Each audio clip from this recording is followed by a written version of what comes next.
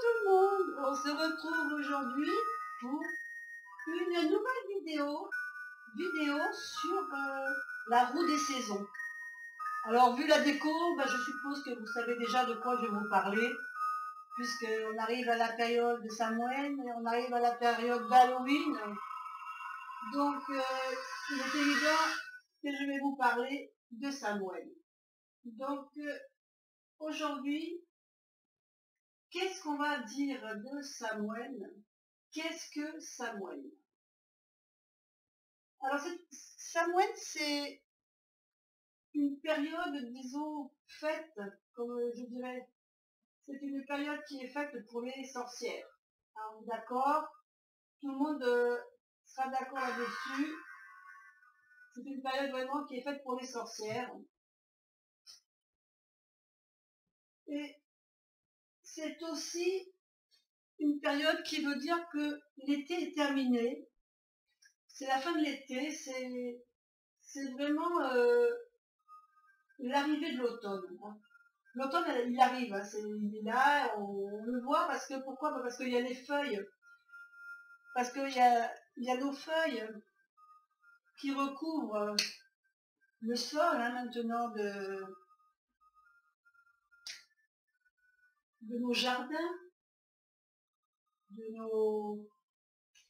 notre ville. Si vous avez des parcs sur la ville, il est évident que les parcs sont remplis de feuilles automnales, on va dire. Et puis c'est vrai que c'est sympa. Des fois, c'est vrai qu'arrivé à la fin de l'été, on est content un peu de changer un peu de saison. Il y en a qui aiment beaucoup l'automne, il y en a qui l'aiment pour les couleurs, il y en a qui vont l'aimer tout simplement parce que ça représente pour eux la fin de l'été. Donc il y en a qui ne sont pas trop chaleur.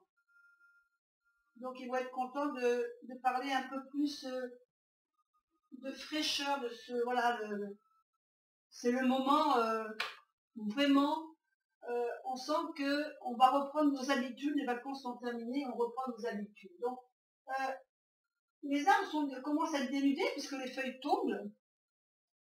Donc nos arbres commencent à être dénudés. Les températures s'afraîchissent, on le sent aussi, surtout en ce moment, là je ne sais pas chez vous, mais chez nous ici, moi je suis du côté de Nice, donc aujourd'hui c'est vraiment un temps tristouné, je ne vous raconte pas, il pleut déjà hier il a commencé à pleuvoir hier, aujourd'hui il pleut toujours. On n'a pas encore mis le chauffage, mais bon, à l'intérieur de la maison déjà, la petite laine elle n'est pas de trop. Et donc c'est vrai que les températures sont rafraîchies, ce qui fait que ça va nous obliger un peu à rester un peu chez nous. On va commencer à rester à la maison, à commencer à reprendre nos habitudes de lecture, de choses qu'on fait un peu plus en intérieur. Donc pour Samhain et pour les païens, ils pensent que c'est une période où ils pensent que c'est la période où il y a le voile qui nous sépare du monde des esprits et que ce voile est particulièrement mince en cette période de l'année. C'est vraiment une période qui est vraiment propice parce que la nuit et le jour, quand on arrive en pleine lune, la nuit et le jour sont équivalents. Donc c'est un voile ce voile il est très fin et ils pensent que ces esprits peuvent franchir ce voile et venir nous voir s'ils en ont envie. Alors les esprits, on parle d'esprits, mais il peut très bien s'agir des esprits des fées, puisque les fées sont partie des esprits, ou comme cette jolie petite fée, on la voit en train de discuter avec un esprit. Donc pour eux c'est la période c'est la saison où ils viennent nous voir, ils viennent nous rencontrer. C'est également la saison idéale pour faire un peu de magie. On aime bien, ceux qui aiment bien faire des rituels, vous allez arriver dans une période où vous allez bien aimer faire cette période de magie. Et puis on aime bien aussi, c'est la période aussi pour la divination, puisque c'est la période de la sorcière. Donc on aime bien la divination, on va se tirer des cartes, on va faire des séances de voyance. C'est vraiment ce sabbat de Samhain, c'est vraiment le nouvel an qui coïncide pour les sorcières. C'est leur nouvel an à elles. Donc Samhain, ça coïncide aussi également, vous allez me dire, avec Halloween, bien sûr.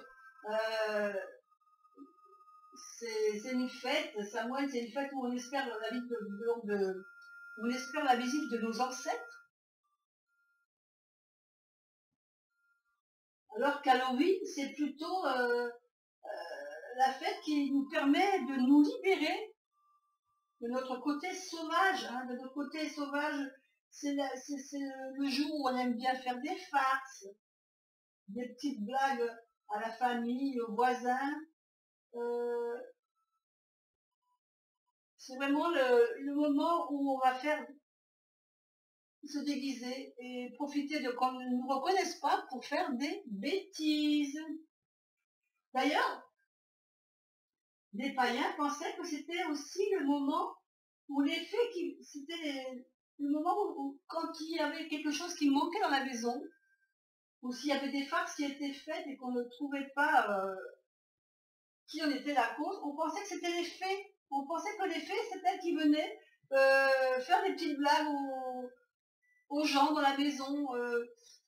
Je ne sais pas si vous avez vu le film qui parle de Seth, de tel Seth. Il y a ces petites fées ou ces petits bonhommes, ces léprochaumes qui sont dans les maisons, qui peuvent paraître, qui sont souvent, qui peuvent apparaître ou disparaître à volonté. Ils peuvent faire des blagues sans les voir. Bah, c'était un peu, voilà, c'est ce qu'ils croyaient que les fées, c'est les léprochaumes rentraient dans les maisons et puis leur cachaient des clés, leur cachaient des bougies. Alors, voilà, c'était vraiment, pour eux, c'était, voilà, les farces, les choses qui étaient faites, étaient vraiment faites par les fées. Ça, c'était pour les païens. Maintenant, les Celtes. Pour les Celtes, Samhain, c'est la plus importante des quatre fêtes celtiques du feu. Ils en ont 4. Et c'est vraiment celle qui, pour eux, est le plus important. Alors, ce soir-là, ils éteignaient le feu de leur foyer. Et ensuite, ils se rassemblaient tous pour observer les druides qui se trouvaient sur la place du village. Donc, ils allaient voir les druides sur la place du village. Et ces druides, ils étaient là pour rallumer le feu sacré de la communauté. Et ils avaient pour ça des grandes roues. Et ils rallumaient ces grandes roues cette grande roue pour eux représentait le soleil. Et ils rallumaient cette grande roue avec des fuseaux qui, grâce à ces étincelles, rallumaient le foyer, en fin de compte, pour la communauté. C'était le moment où ils récitaient des prières. Hein. Ils récitaient des prières, ils faisaient des offrandes. Ils faisaient même des sacrifices aussi. Et tout ça, ils le déposaient au bord de leur village pour que les esprits errants et le petit peuple des fées puissent ne pas venir les indisposer. À la fin de la cérémonie, et ben chacun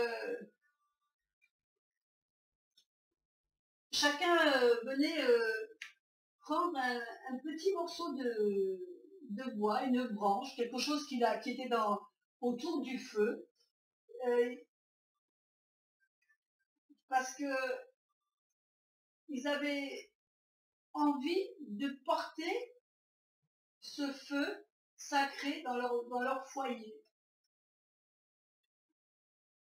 Donc, pour éviter que les esprits et les fées ne viennent les déranger chez eux, ils prenaient leur bâton, qu'ils allumaient au grand feu qui était fait sur la place du village, et ils partaient avec cette branche enflammée du feu sacré, ils partaient rallumer leur propre foyer chez eux. Donc ils rallumaient le foyer de leur maison avec cette flamme, qui était pour eux sacrée et qui était vraiment un moment très sérieux et très prisé. En ce qui concerne la communauté chrétienne, alors eux, fête la fête des morts. On fait de cette fête la fête des morts, une période où on honore les saints, où on honore aussi les martyrs. Ensuite, le 1er novembre est devenu la Toussaint, c'est-à-dire la fête de tous les saints. Et pour le 2 novembre, on fête simplement celui des défunts. Donc le 1er novembre est devenu la Toussaint, donc la fête de tous les saints, et le 2 novembre, c'est là où on fête nos défunts. Ensuite, en Irlande, ces jours, ça marquait surtout la fin de la saison. La fin de la saison, la fin de la traite des vaches, où on se réunissait tous en famille. On était tous en famille pour profiter de ce moment. Alors le soir, on mettait un gâteau au bord de la fenêtre pour nos défunts, pour qu'ils puissent se nourrir. Les pauvres, ils venaient mendier aux maisons qui avaient un peu plus de richesse. Ils venaient mendier un gâteau. Ils venaient mendier un gâteau, ils quémandaient quelque chose, et ils offraient en échange des chansons, des prières pour les âmes des morts. En échange, évidemment, les occupants des maisons leur donnaient des biscuits. Alors des biscuits qui étaient à l'époque des biscuits ronds, qui étaient marqués d'une croix et qui représentaient en fin de compte les âmes détenues en purgatoire. Donc, le fait de quémander quelque chose, ça ne vous rappelle rien. Ça ne vous rappellerait pas étrangement une fête de nos jours? Eh oui, ça représente maintenant la fête d'Halloween. La fête d'Halloween, on a juste remplacé les gâteaux par des sucreries, par des bonbons. Donc ça, je sais que vos enfants connaissent, parce que les enfants en raffolent de cette fête. Au pays de Galles, en Écosse, par contre, les domestiques et les garçons, à partir de 8 ans, et jusqu'à peu près jusqu'à leur adolescence,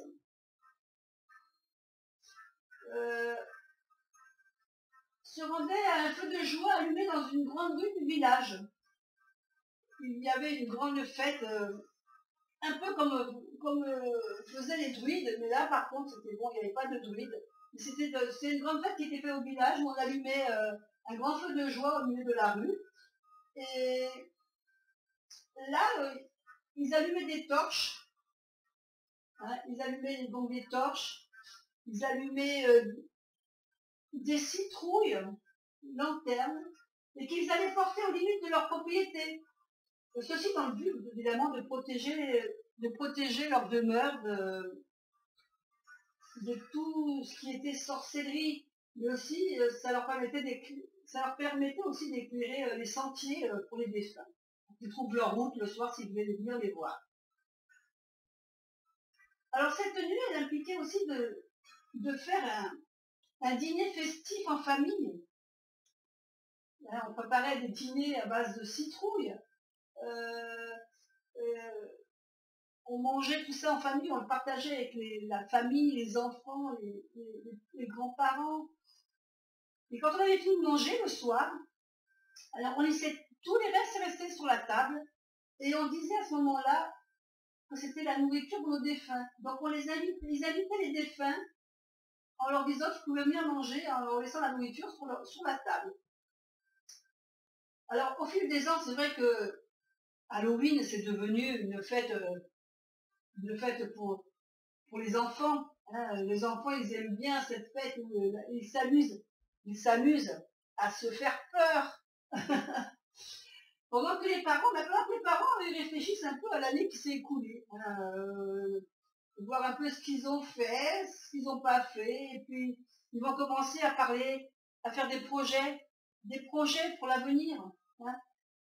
Ils vont commencer à dire que peut-être des choses qu'ils n'ont pas pu faire cette année, ils vont les reporter sur l'année à venir pour pouvoir les finaliser et arriver quand même à terminer ce projet déjà entamé.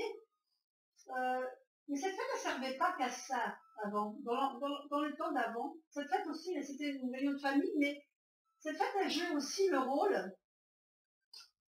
Elle jouait aussi le rôle dans les arrangements de mariage. On dînait tous ensemble avec la famille qu'on avait choisie pour son fils ou sa fille. On l'invitait aussi et on partageait un repas, on mangeait le chou d'Halloween. On partageait et en même temps on parlait d'avenir pour nos enfants.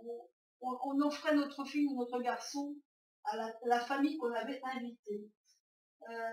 On finissait les soirées en grignotant les premières noix de l'année que la vie nous offrait. Mais au Mexique, le 1er novembre, c'est la fête de la Dia de los Muertos. Cette fête qui rend hommage aux morts par des hommages aux morts, par des processions, par des offrandes, des fleurs, parce qu'ils sont très... Les Mexicains aiment la couleur et ce sont des choses qui sont faites avec la couleur, des offrandes d'aliments colorés, comme la citrouille, quelque chose qui est vraiment très coloré, comme cette belle citrouille ici, que vous ne voyez pas, mais voilà, regardez cette belle citrouille, on va lui mettre un joli petit chapeau. Donc voilà, on offrait cette citrouille et on faisait des tas de choses, voilà, toutes ces fleurs qui sont colorées. Alors les gens dressaient des hôtels, les Mexicains dressaient des hôtels pour leurs proches décédés, bien sûr, hein, pour faire honneur. Et ils sont aussi très, très manuels. Alors, ils font des crânes, ils sculptent des crânes en bois, ils sculptent des crânes pour faire une offrande à leurs défunts. Ils les sculptent aussi en sucrerie, avec de la sucrerie, pour leur rendre hommage. Mais ils font aussi une chose que nous, ça nous paraît peut-être un peu bizarre pour nous, mais c'est vrai qu'ils vont au cimetière, ils lavent et décorent leur tombe, comme nous aussi on le fait, mais eux, ils les décorent, ils les font belles pour y aller, pour y pique-niquer, parce qu'ils partagent le repas carrément avec leurs défunts sur leur tombe. C'est vrai que ça nous paraît un peu bizarre, mais chez eux, c'est quelque chose qui se fait assez couramment. Alors de nos jours, Samhain, c'est vrai que est fêté le 31 octobre. Donc c'est vrai que tout le monde a sa petite citrouille, sa petite lanterne dans la maison. C'est un jour festif pour beaucoup d'entre nous. Et puis, ça représente aussi, ce Halloween représente aussi le jour de pleine lune. C'est vraiment la pleine lune. Alors, en fait, il y en a qui le fêtent vraiment le 31 octobre, en même temps qu'Halloween, le Samhain.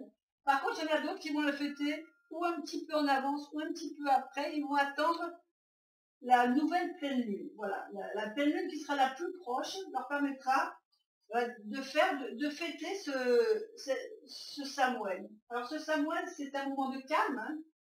C'est un moment de calme, c'est un moment solennel, c'est vraiment un moment spirituel. Beaucoup le voient comme le rituel le plus important de l'année. C'est un jour où on va honorer nos morts, où on pense à la mort aussi, et on pense à toutes les choses qui nous font peur. C'est également le moment où beaucoup d'entre nous vont profiter de cette période pour méditer. On va méditer, on va réfléchir, on va pratiquer la divination en famille. Toujours pareil, accompagné évidemment, bien sûr, toujours d'un bon repas. Alors, il y a beaucoup de personnes aussi ceux qui font des rituels, ceux qui font très souvent des rituels, invoquent des déesses ou des dieux. Alors on peut invoquer la déesse la Morrigan. C'était la déesse irlandaise de la guerre et de la mort. D'autres vont invoquer Perséphone. Alors Perséphone, c'est quelqu'un que j'aime beaucoup. Perséphone, j'avais fait d'ailleurs pour Perséphone. Alors je vais essayer de vous mettre là. Voilà. Pour Perséphone, moi j'avais fait une recherche sur Perséphone à une période. Alors je vous en ai déjà parlé, c'était la fille unique de la déesse Déméter. Donc c'est la reine des enfers.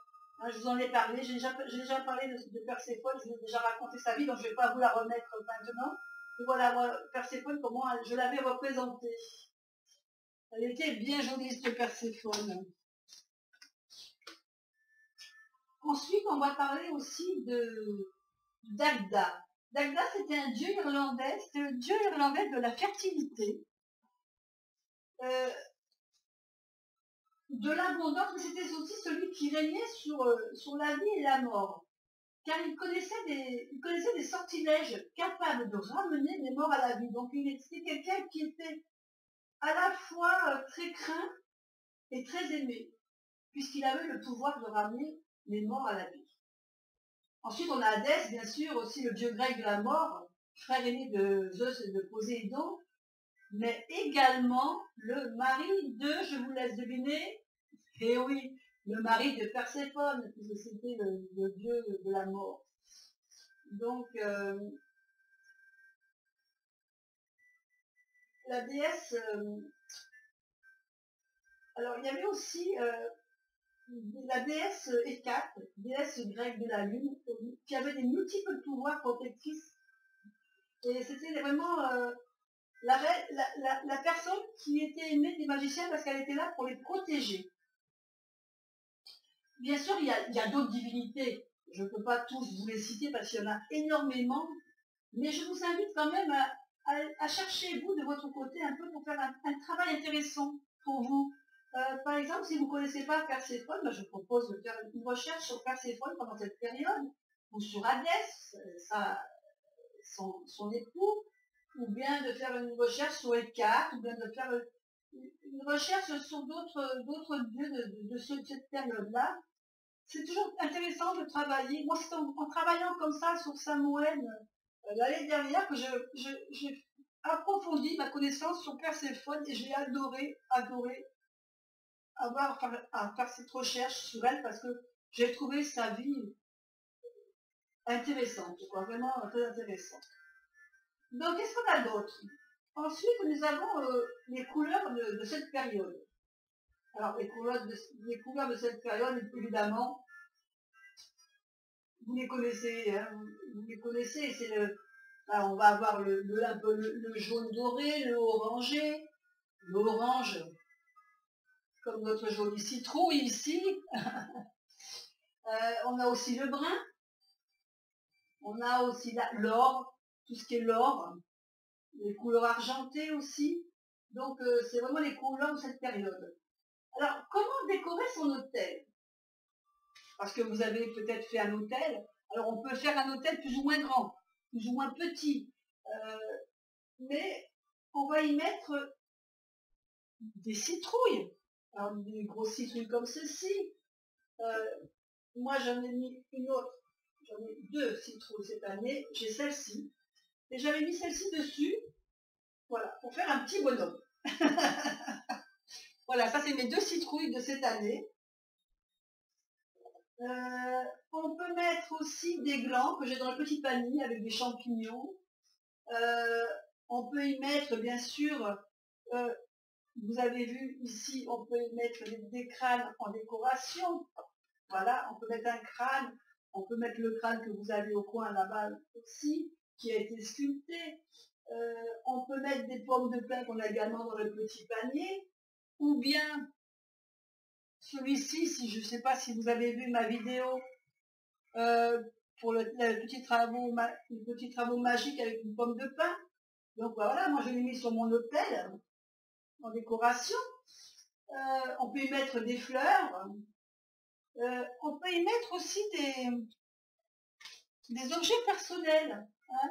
des objets, des fleurs, des bougies, bien évidemment, aussi, hein, puisque c'est la période où on allume une petite bougie. On peut mettre des objets, on peut y mettre également des pierres. Moi, j'ai cette jolie labradorite que je me sers souvent. Voilà.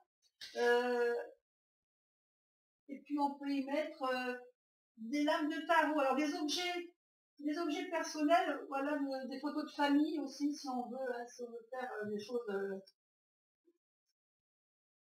Moi, j'ai une photo par exemple, de mes parents. J'ai également mis, hop, sur un autel des ancêtres, j'ai également mis des choses qui leur appartiennent. J'ai mis également des lames de tarot. Alors, des lames de tarot, moi j'ai mis celle-ci de lame de tarot qui représente la mort. J'ai celle-ci qui représente une vieille sorcière. Et j'ai également celle-ci qui représente une tombe avec un enfant, un ange, un enfant, un chérubin. Donc on peut mettre tout ce qu'on veut en fin de compte sur notre autel. On peut y mettre toutes les choses qui représentent c'est vraiment cette période. Hein. C'est vraiment le moment où on peut mettre tout ce qu'on aime. Alors, maintenant, on va parler un peu d'activités qu'on peut faire dans cette période. D'activités qu'on peut faire un petit peu avant, sculpter des citrouilles ou décorer des citrouilles. Ça, vous allez en trouver un peu partout sur le net. Il y a des modèles, il y a des exemples. Vraiment, vous allez pouvoir tout faire ce que vous avez envie. Il n'y a pas de souci de ce côté-là. Des modèles, c'est pas ce qui manque. Hein. Après, on peut décorer sa maison, bien sûr, puisque c'est Halloween. Bon, alors c'est vrai que cette année, ça va être un Halloween spécial, parce que malheureusement, avec toutes les contraintes sanitaires qu'on a, beaucoup de personnes ont annulé leur festivité d'Halloween, où c'était la période voilà, d'inviter la famille, d'inviter les amis, les copains, et de faire la fête entre nous, de se déguiser, de faire cette fête un moment festif. Malheureusement, cette année, ce ne sera pas possible, mais vous pouvez quand même décorer pour vous et votre famille. Si vous aimez cette fête et que vous aimez bien décorer la maison, avoir une maison hantée. Ensuite, les feux de joie, les feux de joie, c'est des choses qui ne se font plus de nos jours. Hein. Mais par contre, on peut fabriquer des bougies qu'on allumera spécialement pour cette occasion. D'ailleurs, je vous proposerai bientôt dans un atelier magique de faire vos propres bougies. Et ça, je vais vous en parler un peu plus tard. Ensuite, qu'est-ce qu'il y a d'autre? Faire des cocottes en papier. Oui, des cocottes en papier. Vous savez bien ce que c'est qu'une cocotte en papier? Quand vous étiez jeune, vous en avez fait des cocottes en papier. Rappelez-vous, dans la cour de lycée, on avait tous notre cocotte en papier. Vous vous rappelez pas ce que c'est? Regardez. Vous vous rappelez maintenant? Cette cocotte en papier où on demandait de faire un nombre. Allez, 6, 1, 2, 3, 4, 5, 6. Et à l'intérieur, on avait mis des couleurs. Et on choisissait notre couleur et on soulevait et on lisait ce qu'il y avait écrit ici. C'était un gage, c'était quelque chose à faire. Et là, pour Halloween, pour faire Halloween, cette fête, on va faire pareil. On va faire une cocotte en papier. Ça, les enfants vont adorer. Donc, vous allez mettre plusieurs couleurs sur vos papiers, plusieurs couleurs. À l'intérieur, vous allez pouvoir y inscrire des thèmes par rapport à Samhain. Et soit où on devra parler ou travailler sur le sujet sur lequel on sera tombé. Par exemple, je vais vous donner des exemples, par exemple ici, par exemple sur le rouge, ici je vais marquer raconter une histoire qui fait peur. Par exemple sur la couleur verte ici, je vais marquer faire un gage en se déguisant en 5 minutes avec ce qu'on a sous la main, par exemple. Par exemple, sur la couleur argentée, ici je vais marquer dessine-moi une citrouille qui fait peur. Vous voyez? Donc, je suis sûre que vous allez trouver des tas d'idées à mettre dans votre petite cocotte en papier Vous allez voir que déjà vos enfants vont s'amuser à la faire, parce que c'est facile à faire. Hein, c'est un carré qu'on plie après de chaque côté, donc c'est quelque chose de très facile à faire. Les ronds de couleur, les enfants, ça, ils savent faire, il n'y a pas de souci. Il faudra peut-être juste que vous les aidiez à mettre dedans les gages que vous trouverez. Et voilà un jeu pour le soir, amusant à faire en famille ou avec les enfants. Voilà. Après, qu'est-ce qu'on peut faire? On peut faire des masques aussi pour Halloween. C'est pareil, sur le net, on trouve des tas de masques, hein, des tas de masques différents. Ceux qui n'ont pas les moyens, on prend un petit bout de carton qu'on a récupéré d'un emballage ou d'un colis qu'on a reçu, on découpe un carton en forme avec les yeux et puis un petit peu d'élastique, de peinture et voilà, on a le masque pour les enfants pour faire la Halloween. Qu'est-ce qu'on peut faire d'autre pour Halloween? On peut faire des mobiles, oui, des mobiles. Alors on peut faire un mobile soit avec des cintres, un vieux cintre en bois que vous avez, vous pouvez le décorer. Et puis si vous êtes à droite, vous pouvez faire avec des trous avec une perceuse pour y accrocher des ficelles que vous avez dans la maison.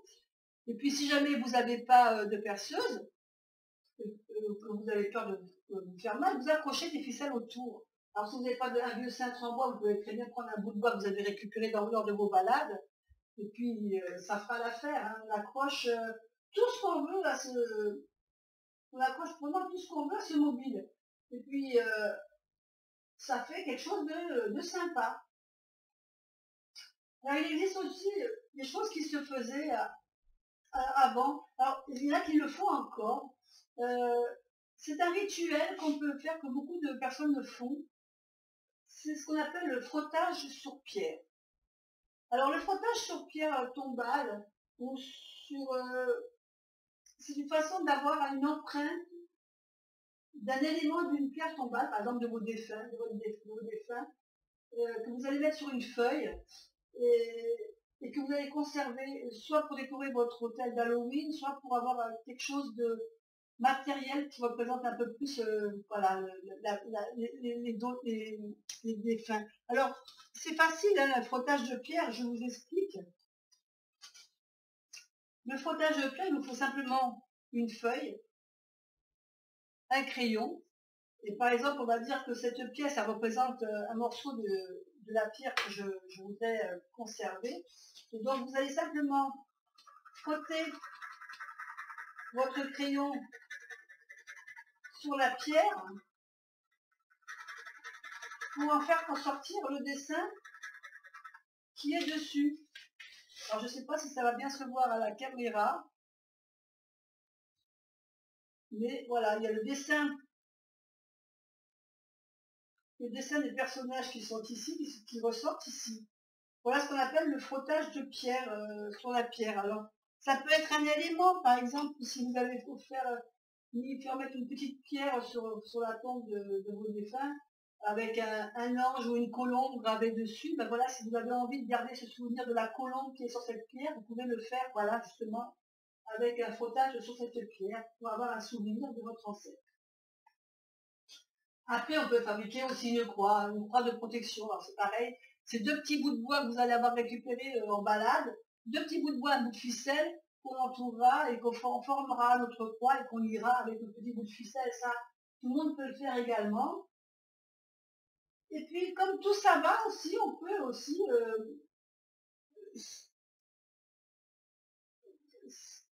comment dire, on peut fabriquer certaines huiles, hein, certaines huiles et des sels aussi, des sels de bain. Alors des sels de bain, des huiles, on peut faire des encens aussi avec différentes sortes de choses, avec des plantes. Des plantes que vous allez récupérer à droite, à gauche, ou simplement des plantes que vous servez dans votre cuisine, hein, des plantes par exemple ici du thym, du romarin, on peut y mettre de l'amande, de la muscade, des coups de girofle, du basilic, c'est vraiment des plantes qu'on a dans sa cuisine. C'est vrai que ces plantes et ces huiles sont assez faciles à faire. Par exemple, si vous avez vous prenez simplement une huile que vous avez, par exemple, que vous vous servez pour votre corps, soit de l'huile d'avocat, de l'huile d'argan, une huile, de l'huile de coco, si vous aimez bien ça, n'importe quelle huile, et vous allez y faire macérer dans cette huile, alors, ou des fleurs, ou des plantes, des choses que vous aimez bien, ok, et vous laissez macérer pendant quelques temps à la pleine lune, hein, vous laissez macérer ces fleurs dans l'huile, et puis quand vous aurez fini de les laisser macérer, vous les filtrerez, et vous remettrez cette huile, alors c'est pas la peine d'en faire un wagon, parce que c'est des choses qui se conservent pas forcément très très longtemps, mais vous mettez une petite fiole d'huile, voilà, avec quelques plantes, quelques fleurs dedans que vous laissez macérer. Quand vous pensez qu'elle sera assez macérée, vous allez les filtrer, vous allez les remettre dans une petite fiole. Et cette huile, elle va vous servir, par exemple, à chaque fois que vous faites un rituel, ou que vous allez faire, oui, un rituel, ben vous allez vous induire cette huile sur les mains. Ou après, vous pouvez vous en servir pour induire une bougie, par exemple. Si vous faites une bougie avec un sigil, eh ben, vous pourrez aussi servir de cette petite tuile tuile parfumée que vous aurez faite pour induire votre bougie. Et ça donne un petit côté rituel approfondi. Voilà. À quoi sert cette huile de Samuel, ou c'est une huile de sabbat, pas forcément de Samuel, hein, d'accord? Alors, par exemple, le soir de Samuel, on peut aussi raconter avec les enfants pour occuper les soirées, donc on peut raconter des histoires. Des histoires, évidemment, des histoires que tout le monde connaît, des histoires qui font peur. Ou alors, on peut raconter une histoire d'un de vos ancêtres que les enfants n'ont pas connu, et raconter une petite histoire, une histoire drôle, même tout simplement, ou une anecdote qui concerne les parents des enfants, les parents des fins. Puis on peut se faire aussi une soirée, ceux qui n'aiment pas trop raconter d'histoire, on peut se faire une soirée de films avec des magiques, hein, un film avec plein de magie à l'intérieur. On peut faire des Harry Potter, on peut faire des films avec des sorcières humoristiques, on peut faire tout simplement des films d'horreur suivant vos goûts. Voilà, donc ça c'est vraiment tout ce qu'on peut faire comme travaux magiques. Maintenant je vais vous parler d'un petit rituel que vous pouvez faire, un petit rituel tout simple. Alors, il en existe plusieurs, mais comme je vous fais à chaque fois, c'est mon habitude de vous donner un petit rituel tout simple que tout le monde peut faire sans avoir besoin de trop de matériel, d'accord? Donc, on va faire un petit rituel pour travailler avec nos ancêtres en leur faisant un autel. Un autel rien que pour eux.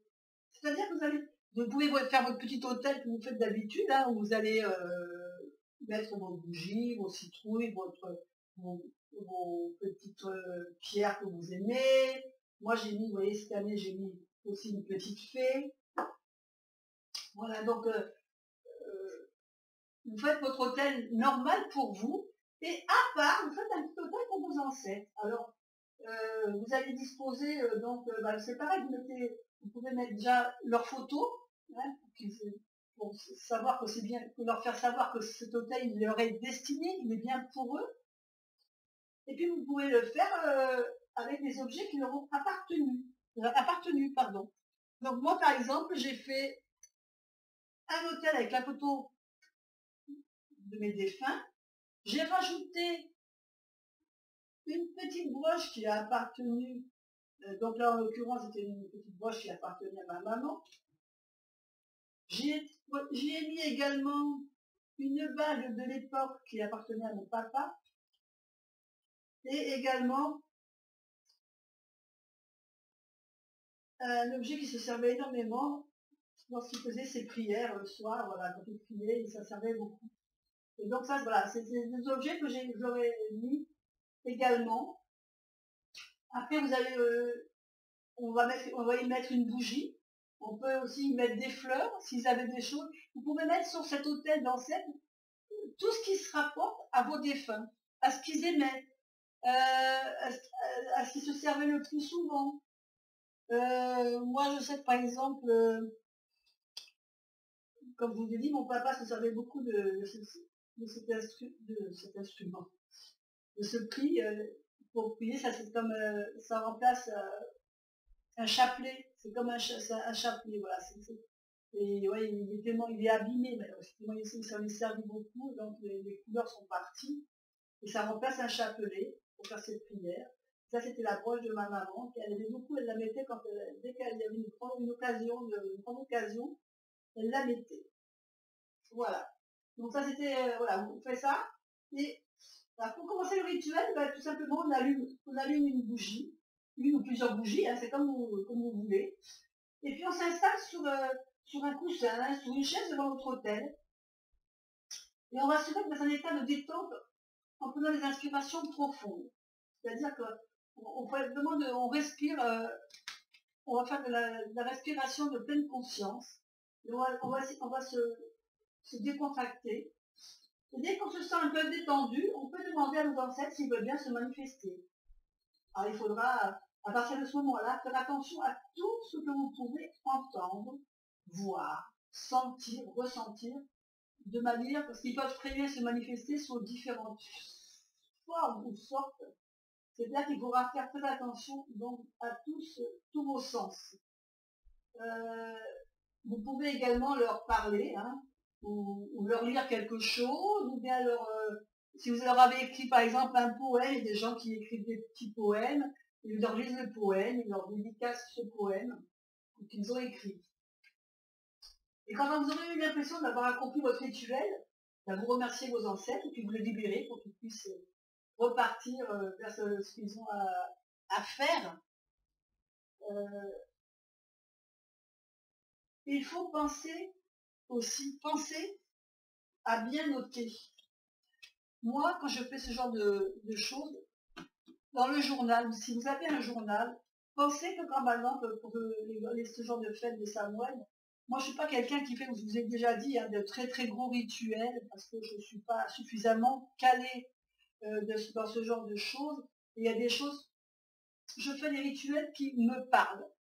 Là, ce rituel de Samhain, je le fais parce qu'il me parle, parce que je sais que tous les ans, je vais aller au cimetière sur la tombe de mes parents. Je sais que, parce que je sais que mon père, il tenait énormément. C'était une chose qu'il faisait régulièrement. J'y allais souvent avec eux pour aller sur mes grands-parents. Donc, c'est une façon de leur rendre hommage. J'ai l'impression que de faire ce geste-là, voilà, leur rendre, oui, c'est ça, leur rendre hommage. Et le fait de leur faire un hôtel à la maison, parce que c'est vrai que je ne vais pas souvent au cimetière. Bon, au mois de novembre, j'y vais tout le temps, régulièrement, tout le temps, tous les ans. J'y vais quelques fois dans l'année si j'en sens le besoin, mais ce n'est pas quelque chose où je vais aller. Voilà, si vraiment un jour je sens le besoin d'y aller, d'aller les voir, ou d'être présent sur leur tombe, j'y vais. Sinon, je préfère faire voilà, le petit hôtel à la maison. Quand j'ai besoin de dire des choses, de communiquer, je vais aller à cet hôtel, je vais allumer ma petite bougie et je vais dire ce que j'ai à dire. Ensuite, vous pouvez aussi leur faire des prières. Alors, moi, j'ai cette toute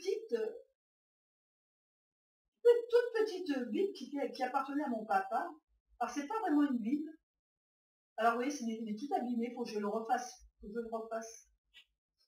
Mais c'est ce qu'on appelle, voilà, les heures choisies, c'est un recueil de prières. Donc, je pense que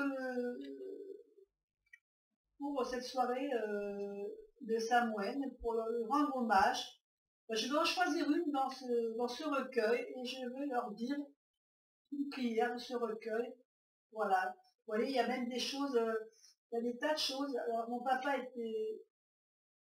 a été soldat, bien sûr, et ils avaient, voilà, souvenez-vous dans vos prières des soldats et marins morts au champ d'honneur pour la patrie. 1914, mais pour eux. Donc, c'est des choses qu'il a gardées.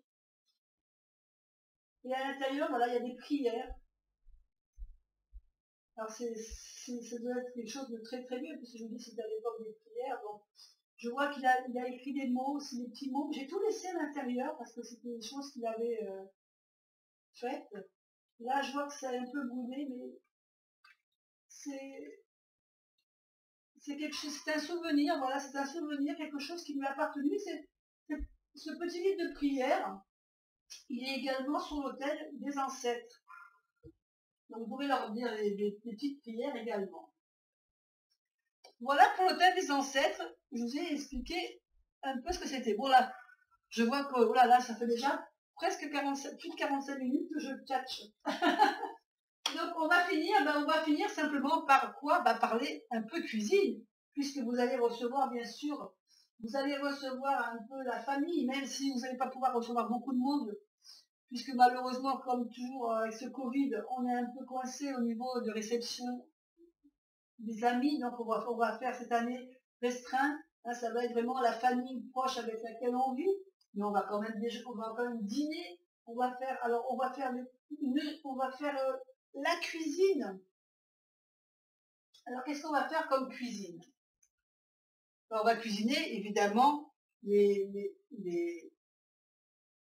légumes de maintenant, donc on va cuisiner déjà énormément de petites citrouilles, des petits ronds, des petits marrons. On va faire la cuisine vraiment que l'on va s'amuser. Les citrouilles que vous allez avoir décorées pour faire les citrouilles sur vos fenêtres, dans vos jardins, pour mettre les lampions, et bien la chair de ces citrouilles-là, on va la garder et on va en faire de la purée, on va faire des tartes, on va faire de la soupe avec. Mais on va se régaler. On conserve aussi les graines des citrouilles, vous savez que vous pouvez les garder.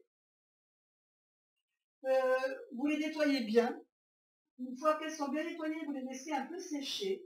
Et quand elles sont bien sèches, vous les faites revenir dans une ou deux cuillères d'huile d'olive avec un peu de sel. Et ça fait des petits amuse-gueules pour mettre dans une salade. Vous savez, ça va remplacer les petits pignons de pain. Voilà, vous pouvez le mettre dans votre salade. C'est super bon, ça se mange très bien. Alors après, on peut faire du pain au maïs aussi, du pain aux noix avec des noix. On peut faire des biscuits de fortune. Vous savez ce que c'est que les biscuits de fortune? C'est ce que l'on trouve des fois quand on va dans les restaurants asiatiques. C'est des petits biscuits qui d'ailleurs n'ont pas souvent très bon goût. Mais à l'intérieur, quand on craque le biscuit, hein, quand on coupe le biscuit en deux comme ça, à l'intérieur, on a un petit papier avec soit une prédiction. Voilà, c'est ça le biscuit de fortune. Et puis on va faire aussi des pommes cuites, hein, parce que la pomme, ben, c'est toujours pareil, on le sait, la pomme quand on la tranche, on la coupe en deux, et bien cette pomme, elle va nous présenter un pentagramme. Et ce pentagramme, et ben voilà, cette pomme, c'est vraiment là aussi la pomme, c'est le fruit de l'hiver, et on va le faire cuire. Alors on va le faire cuire, des pommes cuites, c'est très bon, hein, on les évite. Alors, on coupe des pommes, on les évite pour enlever le trognon, les pépins. Dans un saladier, on met une cuillère à soupe de sirop d'érable ou de miel, hein, c'est comme vous voulez. On met une cuillère à soupe de raisin sec et une petite cuillère à soupe de cannelle ou d'autres épices que vous aimez bien. Et on remplit les pommes avec ça. Et on passe tout ça au micro-ondes 2 minutes, ou bien au four, si on peut faire au four à thermostat 190, ou 10 minutes au four normal à 190 degrés, ou 2 minutes au micro-ondes, avec cette farce que je viens de vous donner. Donc, une cuillère à soupe de sirop d'érable ou de miel, une cuillère à soupe de raisin sec et une cuillère à café, cuillère à soupe de cannelle ou d'une autre épice que vous aimez bien. Vous remplissez vos pommes avec cette préparation et vous allez vous régaler comme dessert. C'est vite fait et c'est pas trop embêtant. Voilà, ben écoutez, je crois avoir fait tout le tour de ce que j'avais à vous dire. C'est quand même une vidéo qui a duré 50 minutes. Ben écoutez, j'espère que ça vous a quand même intéressé, que tout ce que je vous ai raconté vous a intéressé. Moi, je vous fais des gros bisous, je vous dis au revoir. Et on se retrouve bientôt pour une autre vidéo. Bye bye.